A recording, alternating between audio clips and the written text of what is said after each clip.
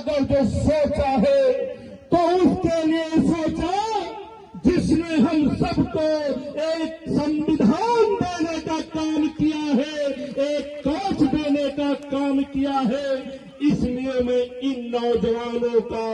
बहुत बहुत आभारी हूं। आभार इसलिए जताना चाहता हूं कि जब आज पूरी सामंतवादी व्यवस्था के लोग जब हमारे बाबा साहब के द्वारा दिया गया संविधान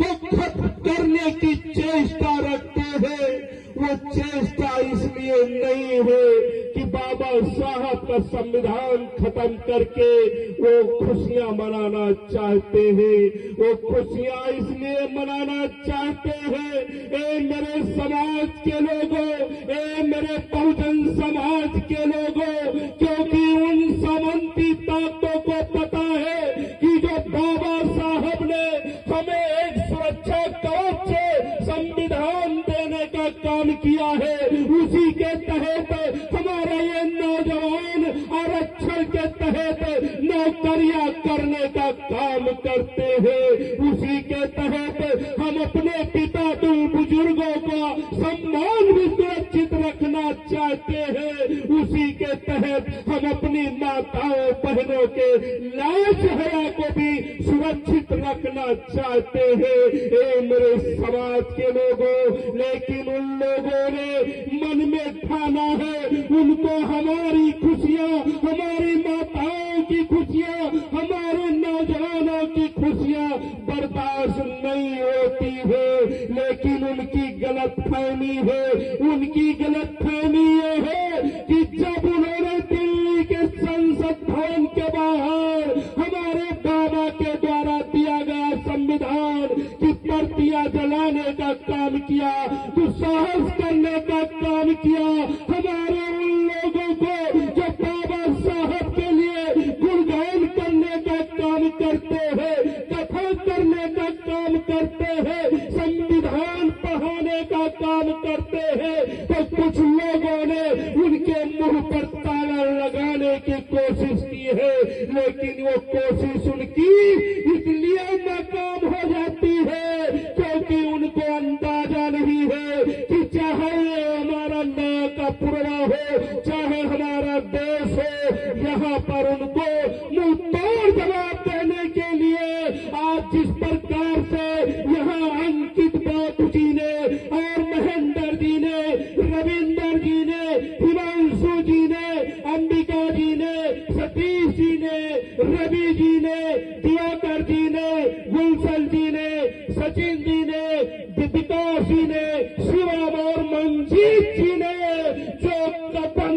कसम खाई है और कसम इस बात की खाई है कि जो बाबा साहब के संविधान को कुचलने की कोशिश करेगा, हम उसके लिए मुंह तोड़ जवाब देने के लिए इन नौजवानों ने जो कसम खाई है, इनका मैं बारंबार प्रणाम करता हूँ। आज हमारे इस मंच पर हमारी दाहिनी तरफ बैठे आपके क्षेत्र का चेयरमैन जो दलित समाज से आते हैं, पासी समाज से आते हैं, बहुत से लोगों ने इनको दबाने की कोशिश की, लेकिन वाहरे बहुजन के समाज के लोगों, आपने इनके सम्मान में भी जो मतदान करने का काम किया है, यही बाबा साहब की इच्छा है, यही बाबा साहब की एकता कहलाती है। मैं आपसे निवेदन करना चाहता हूं साथियों,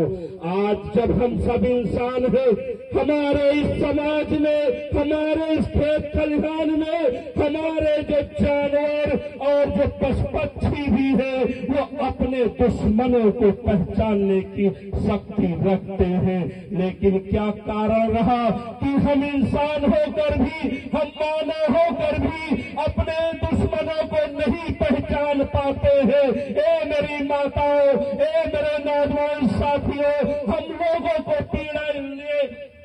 होती है कि जब कोई बात होती है तो जब आप किसी धनवान को चुनते हो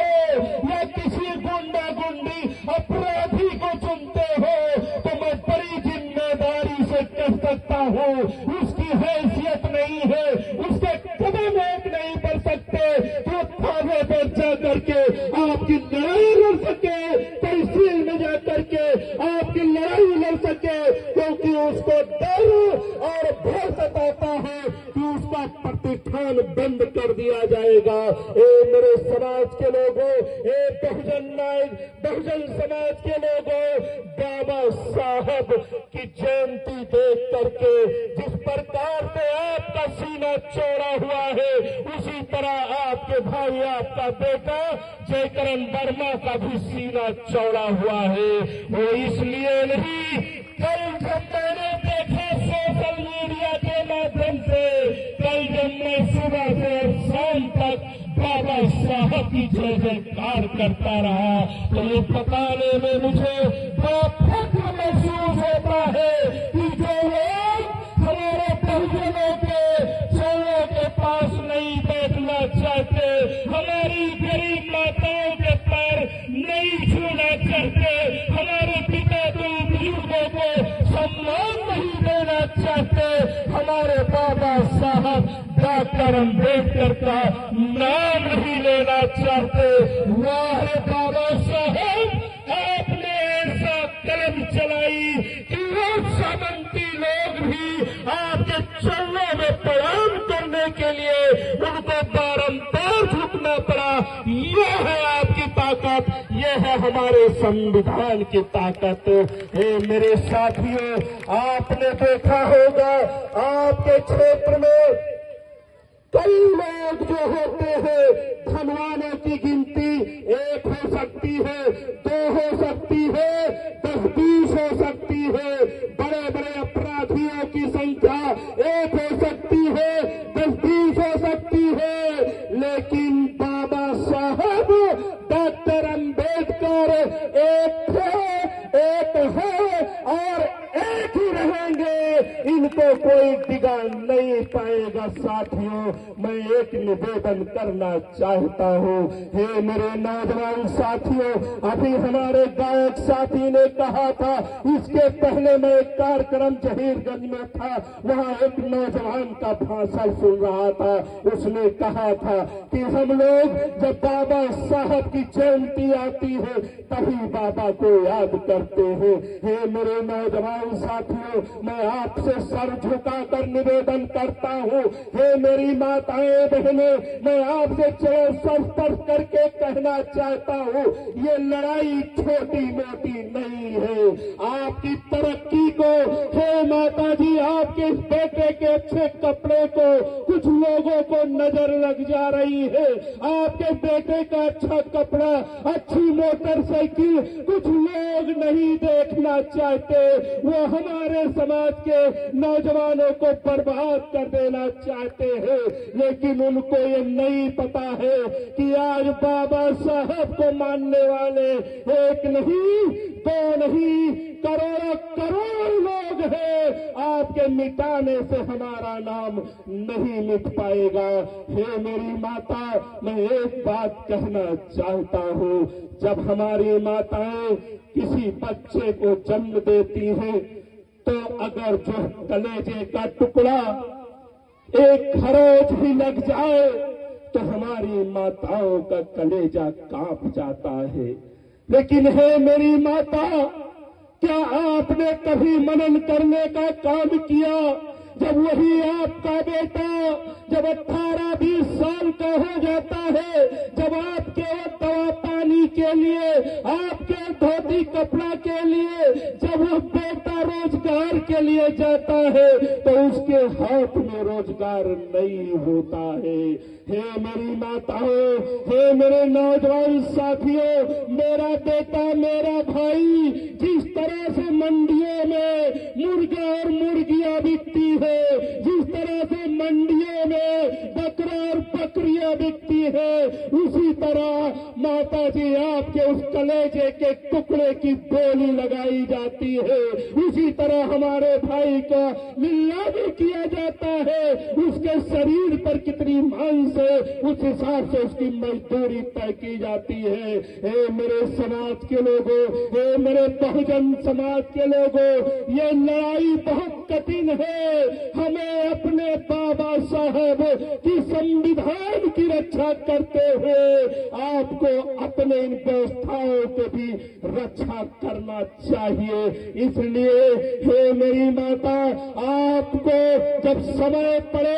तो आपको अपने दुश्मनों को पहचानना पड़ेगा। और मैं नौजवानों से निवेदन करना चाहता हूं कि हे मेरे नौजवान साथी, आप दिन भर बहुत मोबाइल चलाते हो, आप दिन भर बहुत चलने का काम करते हो, लेकिन कभी न कभी आप अपने महापुरुषों को भी पढ़ लिया करो, कभी न कभी इस राजनीति को भी देख लिया करो। हमें ऐसे राजनीति का मुंह तोड़ जवाब देना चाहिए जो आपके विनाश का कारण बनना चाहता है। ए मेरे समाज के लोगों, मैं आप लोगों के बीच में आकर के मैं भी अपने आप को धन्य समझता हूँ। हे मेरी माताओं, ये मेरा पीड़ा है, ये मैं अपनी पीड़ा अपने घर में न कहूँ, अपने आंगन में न कहूँ, अपने समाज में नहीं कहूँगा तो किससे कहने जाऊँगा। मैं आज इस बात का प्रण लेना चाहिए कि जिस प्रकार से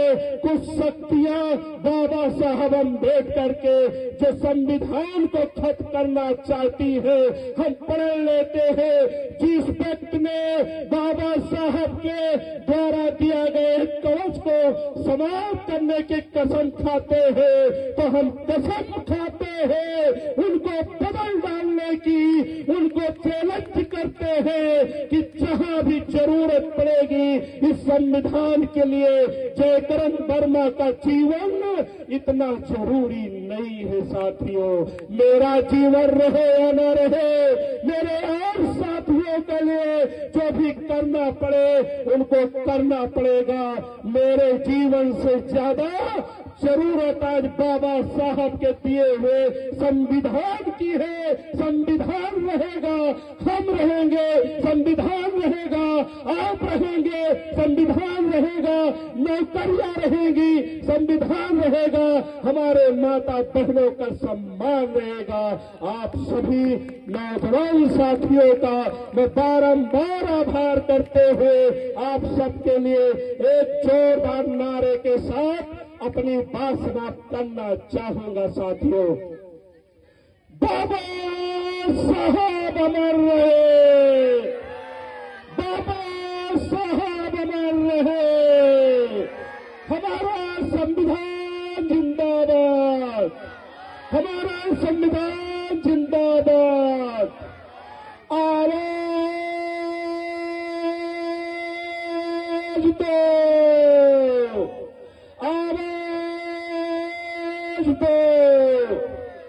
बहुत बहुत धन्यवाद, बहुत बहुत आभार।